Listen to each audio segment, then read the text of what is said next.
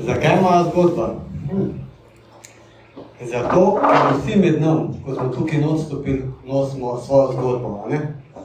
In v lokalah se je veliko govorilo, zgodbe take in drugačne. In v 25 letih sem slišal lepe, čudovite, grenke, zanimive zgodbe. In ko sem enkrat šel na trening, kakšen ime bi dal lokalu? Moha. Neki v suhu.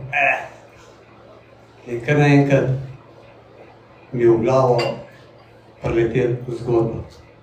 Sem rekel, prvo moja zgodba, ker jaz delam, da ne bom sam poslušal goste, kako govorijo svoje zgodbe, ampak bo gost tudi mojo zdaj slišal.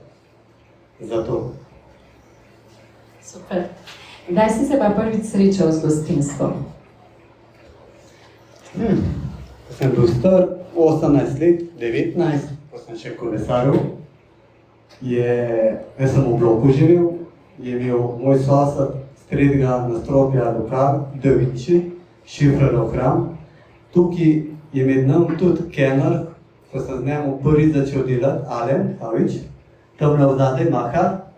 Mi smo začeli skupaj delati v tem lokalu in takrat sem se prvič srečal z gostinstvom. Ne izkušam, gospod Alen je imel veliko več izkušenj kot jaz, tako da sem tudi marsikaj se od njega naučil.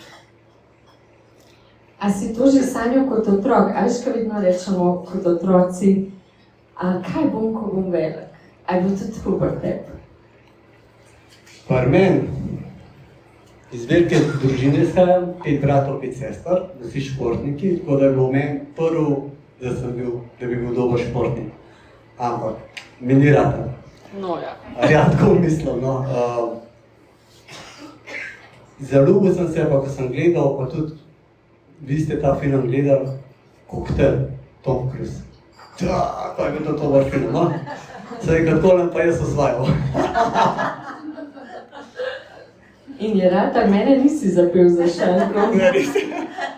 Gregor ima eno pravilo in zato tudi nikoli nisem jaz imela slabega občutka, ko je šel kelnarta, ker je vidno rekel, da za šankom se nikoli ne pobira punc oziroma ne osvaja. Tako da, evo, in res je, mene ni dobil. Mene je dobil prvnili gospodični, tam je pri Mojci. Mojca je kriva, da smo mi na danes tukaj skupaj. Kaj da hvala Mojca, ja, en aplavz. Je pa res. Ja, pa oče tudi moj, zato ker to moram prav povedati, to zgodbo, lahko to zgodbo povedati. Mojca je naju oba povabila na piknik. In tisti vikend bi jaz mogla mamo očetu pomagati pospravljati oziroma pomivati, čistiti baldahin za prikolico. To se po mojem sploh ne spomni, ne očitno. In Mojca je bila ful vztrajna, Petra, moš priti z otroci na piknik. In jaz ko ne morem, ker sem očetu obljubila, da mu bom pomagala ta baldahin čistiti. In Gregor je pa isto, se boš pa šti povedal, no? In potem oče mene pokliče čez 1 uro in rečeš, kaj, ta baldahin je toliko star, da bomo mi novega kupili. In skoke, pa grem na piknik. Kako je bilo pa tebi? Pri meni je bilo pa tako, da sem bila ščerka sama doma in sem jo obljubil, da bom cel dan z njo. In sem dobil klic od Mojce, če prijem na piknik. In sem je ščerke omenil piknik in rekla, ne, obljubil si, da bova sama. In tu je bilo še par klicov, na koncu sem prepričal ščerko in sem šel na piknik. In tam je bila Petra. No, ta zgodba za drugič. Ok, ampak tudi to je povezan, ko sva se mi ga poročila leta 2022 in danes sta nama enega prijatelja iz Hrvaške, iz Reke, prinesla tole darilo, to je najna poročna slika na kamnu. Evo, tako da vse je nekaj povezan danes. In takrat sva se oba odločila, ampak danes je isto, da ti poveš, zakaj si se odločil, da pustiš takrat redno službo, takrat si delal kar 3 službe in šel čisto v podjetništvo. Vse podjetnik si že dolgo časa, ampak z obema nogoma si pa takrat stopil 2022. Res je, 4 službe, ne 3. Bil sem še tam ne, hecam se. Zakaj sem se tako odločil? Sedel sem enkrat v pisarni, opazil računalnik, gledal na uro, se počutim kot otrok. Ko moram biti v šolo ali pa v vrtec, pa moram biti tam 8 ur. Pa nisem bil srečen. Kadarkoli sem šel kanart, ali pa catering, ali pa karkoli, sem bil dan prišel nasmejan, čeprav zmatran, ampak nasmejan. Iz redne službe sem pa hodil zamorjen. In ko mi je enkrat Petra to omenila, rekla, da te imam pa mečkam malo dost. Ko priješ iz službe, ko delaš 8 ur, priješ zoparan, zmatran, nevolen. Ko greš pa kanart, pa nasmejan. In takrat je meni klik naredil, pa sem rekel, da pa dost. In sem šel do gospoda direktora in sem dal odpoved. Ja, bravo. Zdaj pa iz mojega brata nekaj prosila, to ni bilo v scenariju, on ne ve. A greš tam za šank, pa boš videl tako en pladen, tam pri enih zvočnikih, pa če ga lahko sem prineseš. Hvala. Zdaj, to sem zato rekla, da vsi vidite, kdo ima brat. Ok, jutri bo 1 leto, odkar si dobil ti ta pladen v dar, in to je en certifikat od otrok, si jih dobil.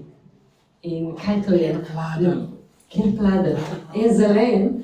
Na zvočnika. Gor poglej. Tam, tukaj. Vidiš, najdu. Ta pladen, lanski sem 40 let praznoval, ja, mlad sem, vem, hvala. Jutri bo 41. Ja, jutri imam rojsten dan, res je. In ta pladen sem mi pa 40-ki naredil, jaz ful nisem za igrce, pa za take stvari, priznam. Sem takrat kar malo zatežil otrokom pa Petri, da mi ne smejo nič pripraviti. Ampak sem mi vse glih pripravil, kot lastnik kavarne sem mogel biti, ne? In sem mogel izbrati goste, ki so bili pač moji zaposleni. Res so bili dobri, fakt. Še danes sem zadovoljen z njim. No, in ko sem opravil nalogo, so mi otroci dali tale pladen. Tam nek sedi moja hčerka Lejla. Lejla, dej se malo pokažno, da spoznajo. Kjer mi ga je predala in me je pogledala v oči in mi rekla, Potter, zvoli tale pladen, čakaj, moram prav pomisliti, Potter, da ne bo sam govoril, ampak da boš tudi kdaj res imel svoj lokal, pa da ne bo do 50-ga. In sem res obljubil, da v roku 1 leta probam priti do lokala, ampak sem se takrat res zamislil, pa sem pogledal vse 3 vala, Lili pa Lejlo, ko so bili skupaj. Res je, sam govoril sem, kako je to simpel pa kaj, ampak lahko rečem, da je kar fajn, zabavno. Hvala. Ja, jaz se prav spomnim tega trenutka, ko ti je Lejla to rekla, je bil in tak smo kar tako prebledil je. Kaj mi je zdaj ona rekla? Jaz moram res nekaj narediti na tem. In to je tako, veste, ko vas nekdo zaroči, no, če ste bili kdaj zaročeni, pa če ste še, ali pa če boste, imate pol 1 let časa, ne, da se poročite. In evo, Gregor je glih ujel, ker jutri bi bilo 1 leto, odkar je dobil ta certifikat in zdaj ima svoj lokal. Tako da hvala, Lejla, da si ga spodbudila. Ok, in če se zdaj vrneva še na mojo zgodbo, kdaj si našel to kavarno, ker tudi je ena zgodba povezana s tem? To kavarno sem najprej jaz sem ful dolg iskal lokal. To Petra ve, pa nikoli nič ni bilo dobro, ali je bilo uničeno, ali je bilo predrago in tako naprej. In jaz sem se 1 let pa 3 mesece pripravljal na eno tekmo, ko se reče Lemon City.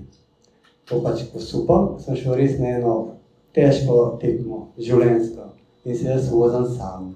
In malo razmišljaš, v Frankfurtu se ustavim, da bi prespal, nekaj pojedel.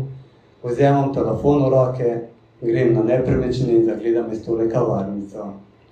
Preberem vse, pa mi ni bilo čisto nič jasno. Taka lepa kavarnica, taki pogoji dobri, da lahko samo sanjaš. A je bila tiskarska napaka, a to resno. In jaz pa takoj Petro kličem, povem, daj poklič. Ne bo poklical, ker sem šel na tekmo. In jaz res pokličem. In se predstavim, povem, kje sem, da sem tudi pripravljen obrniti. pa prijeti, se pogovarjati, pa se rekel, da ne, da bo počakali. In res, jaz to tekmo zrihtam, prijem dan, naslednji dan sem se tukaj pogovarjal in smo se dogovorili. Tako sem jaz prišel do tega lokalčka. In še danes pravim, hvala, da mi je sam Bog postal te resnike, ko so res fajn. Ja, pa še tudi, da malo pohvalimo Gregorja, ker so imeli razgovore, to ne veš, da bom zdaj povedala, to nisva bila prej v scenariju. To so vadili? Ja, to sva vadila, tega niso. No,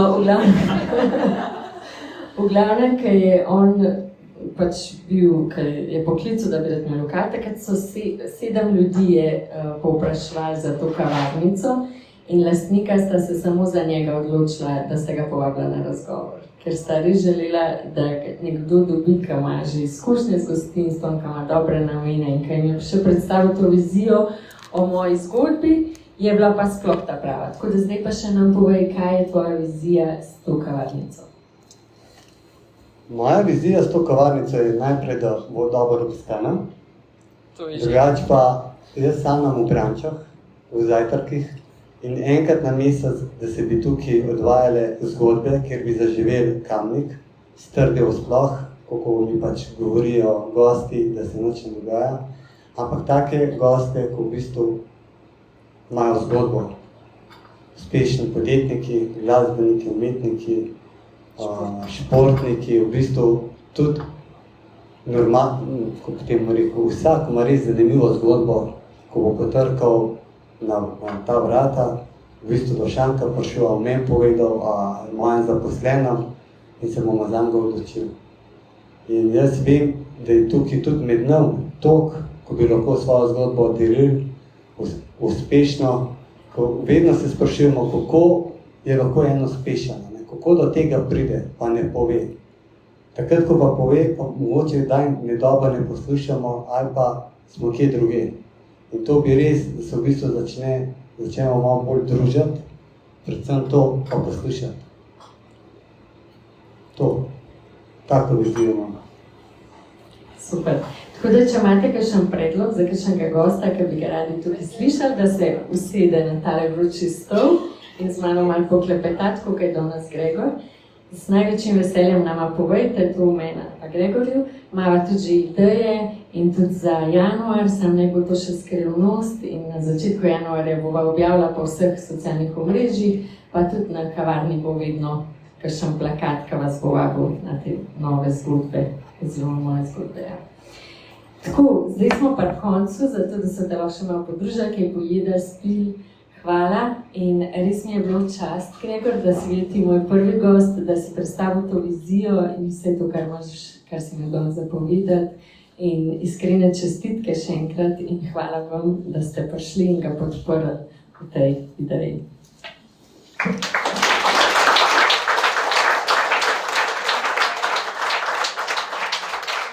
Jaz se bi najprej Petra zahvalil za tvoj dragocen čas, pa da me podpiraš. Posebej zadnjih 3 mesece sem bil res odsoten in otroci, da ste mi to, da ste sprejeli, me podpirajo, da je tudi kakšno slabo voljo doma naredim na nepotrebno. Po vsem vam bi se res rad zahvalil, da ste mi posvetili ta čas, da ste prišli danes tukaj me podpreti. Res hvala vam.